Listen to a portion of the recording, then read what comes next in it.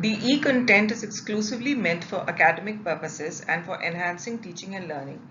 Any other use for economic commercial purpose is strictly prohibited. The users of the content shall not distribute, disseminate or share it with anyone else, and its use is restricted to advancement of individual knowledge. The information provided in the C content is developed from authentic references to the best of my knowledge. Study of linear wave shaping, we study the response of a high-pass RC circuit to an exponential and ramp input. The behavior of the high-pass RC circuit as a differentiator is also discussed. Response of a high-pass RC circuit to an exponential input. First, we do the qualitative discussion. From the discussion on peaking, we are led to conclude that if the time constant of the circuit is decreased, the peaks obtained will be narrower, but the amplitude of the peak will remain equal to the discontinuity V of the input square wave. This is true provided the input has vertical sides, an impossibility in a physical waveform. If RC is made extremely small, the finite rise time of the input waveform must be taken into account. Let us consider a case in which the capacitor is initially uncharged and the input waveform rises rapidly but not discontinuously from 0 to a level V. The initial capacitor voltage is assumed to be 0, and since the input signal is 0 at t equal to 0, then V out 0 is 0. The governing equation is Vi is equal to Q by C plus Vo. dVi by dt is equal to 1 upon C dQ by dt plus dVo by dt. Equal to I by C plus dVo by dt, where I equal to dQ by dt is the mesh current. Since Vo is equal to IR, I is equal to V upon R. The equation is equivalent to dVi by dt is equal to 1 upon C Vo upon R plus dVo by dt. Since Vo 0 is equal to 0, it means that dVi by dt initial is equal to dVo by dt initial. Initial rates of change of input and output are identical and both start from 0. We may anticipate that in the neighborhood of t equal to 0, the output will follow the path of the input quite closely. Furthermore, unless the time constant RC is very large in comparison with the time required for Vi to attain its final value, the capacitor will have acquired appreciable charge in this time. Hence, it is apparent from Vi is equal to Q by C plus Vo that Vo will fall short of attaining the voltage V. Eventually, of course, the output must decay exponentially to 0. Consider an exponential waveform at the input given by Vi is equal to V1 minus e to the minus t by tau. Tau is the input time constant. RC is the circuit time constant. Now, if we plot Vi with respect to t, this is the shape, and Vi is equal to V1 minus e to the minus t by tau. The governing equation is dVi by dt is equal to 1 upon C Vo upon R plus dVo by dt. Differentiating Vi is equal to V1 minus e to the minus t by tau, we get dVi by dt equal to V minus e to the minus t by tau minus 1 upon tau, which is equal to V by tau e to the minus t by tau. 1 upon C Vo upon R plus dVo by dt is equal to V by tau e to the minus t by tau. Or e to the t by RC, 1 upon C Vo upon R plus dVo by dt is equal to V by tau e to the minus t by tau. Or d by dt Vo e to the minus t by RC is equal to V by tau e to the minus t by t e to the t by RC, which is equal to V by tau e to the minus t by tau plus t by RC. Vo e to the t by RC is equal to V by tau e to the t by RC minus t by tau upon 1 upon RC minus 1 upon tau plus k. K is the constant of integration to be determined by initial conditions. At t equal to 0, Vo is equal to 0. The capacitor is uncharged, and V by tau 1 upon RC minus 1 upon tau plus k is equal to 0. V upon tau 1 upon RC minus 1 upon tau is equal to minus k. Let n be equal to RC upon tau. X is equal to t by tau. So minus V 1 upon tau upon RC minus 1 is equal to k is equal to V 1 upon 1 minus tau upon RC, which is equal to 1 upon 1 minus 1 upon n.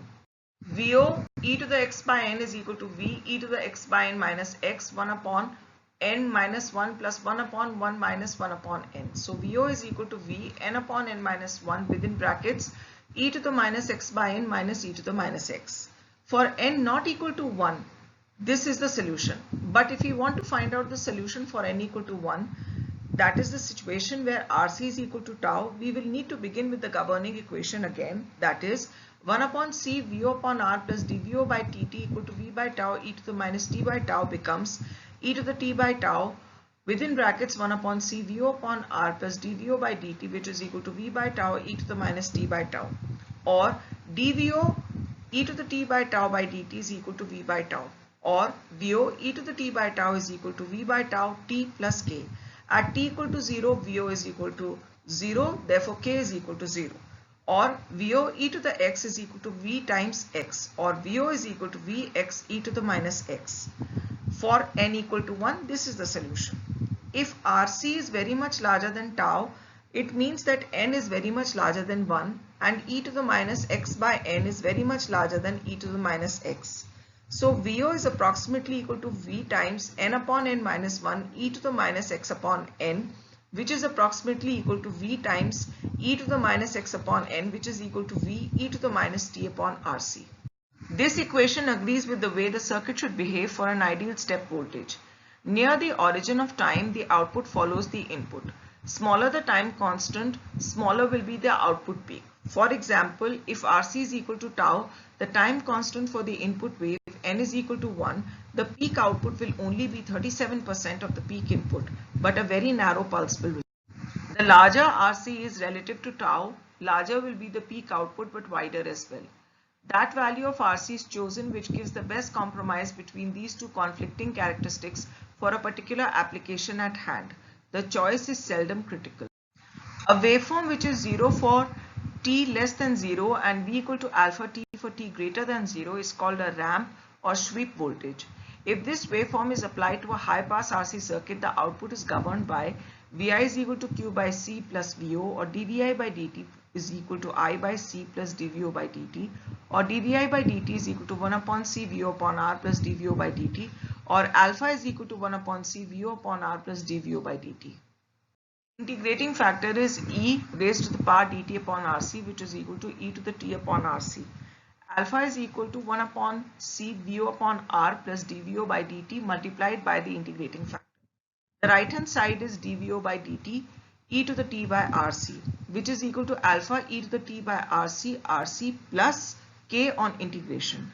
Using initial conditions t is equal to 0, V out is equal to 0, we get 0 equal to alpha Rc plus k, which gives us k equal to minus alpha Rc, and the solution reads Vo e to the t by Rc is equal to alpha Rc e to the t by Rc minus alpha Rc. That is, Vo is equal to alpha Rc 1 minus e to the minus t by Rc. For t very much less than Rc, we expand the exponential term and retain the first three terms. So Vo is equal to alpha Rc open brackets 1 minus t by Rc plus t square upon R square c square plus higher order terms. The ones cancel and we are left with alpha Rc t by Rc minus t square upon R square c square. Cancelling out the common Rc's and taking t outside the brackets, we get alpha t 1 minus t by Rc.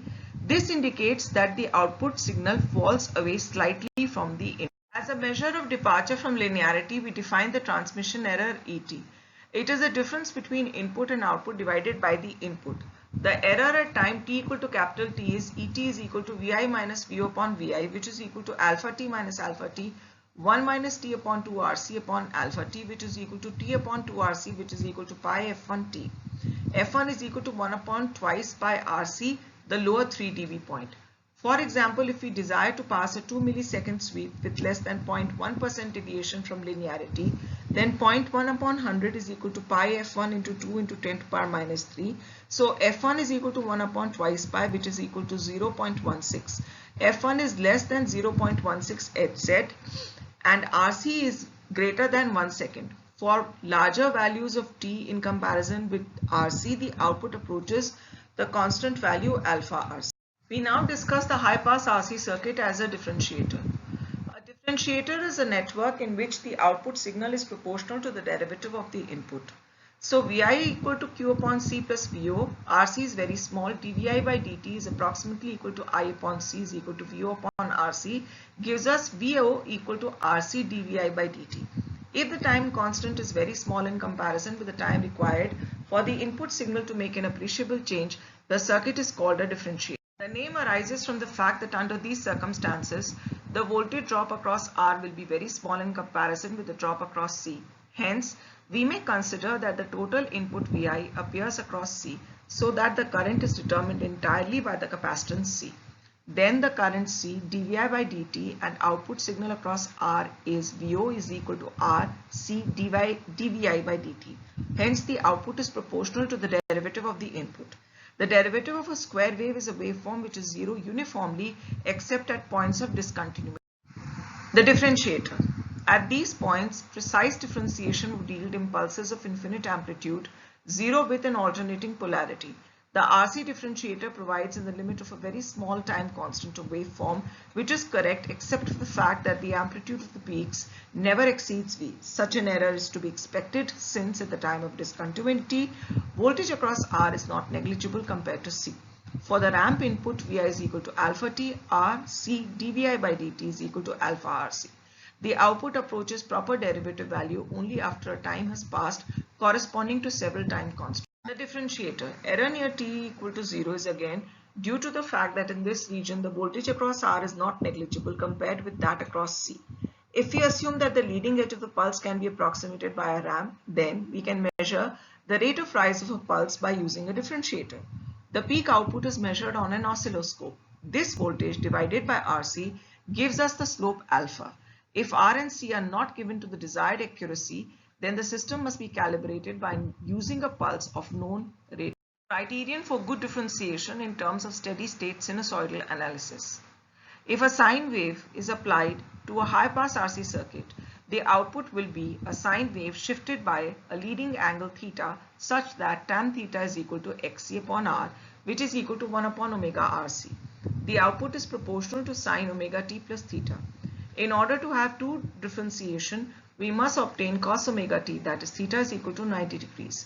The input is equal to Vm sine omega t, so V output is equal to Vm r upon under root r square plus 1 upon omega square c square sine omega t plus theta. Now, tan theta is equal to 1 upon omega rc. If theta is equal to 90, then tan theta is infinity, which implies that omega is 0 or r is 0 or c is 0. If either R or C is 0, the circuit is no longer a high-pass RC circuit and we cannot have omega to be equal to 0. We can however take omega RC to be close to be 0. That is, if let us take omega RC to be approximately equal to 0.01. This gives us 1 upon omega RC to be equal to 100. Theta is equal to 89.4 degrees, which is close to 90 degrees. If omega RC is equal to 0.1, theta is equal to 84.3, which can be considered close to 90 degrees for certain applications. If omega RC is 0.01, the output amplitude is 0.01 times the input amplitude. Since it has been demonstrated that the output will be a small fraction of the input, if differentiation is satisfactory, then the output will frequently have to be followed by a high gain amplifier. This is an example of rise time measurement.